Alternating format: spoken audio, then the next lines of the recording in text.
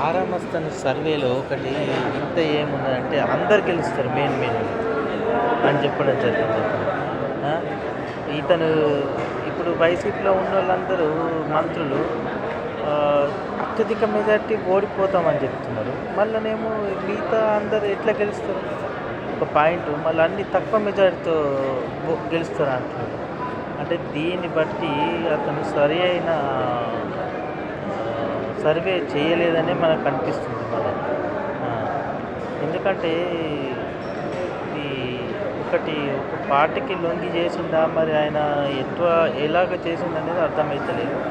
మళ్ళా కొందరు వైసీపీ నాయకులు అంటారు పవన్ కళ్యాణ్ ఓడిపోతారని, జగన్ జగన్మోహన్ రెడ్డి ఓడిపోతారు. ఇంత అందరు ఇప్పుడు గెలుస్తారని ఈయన చెప్పిండు మళ్ళీ.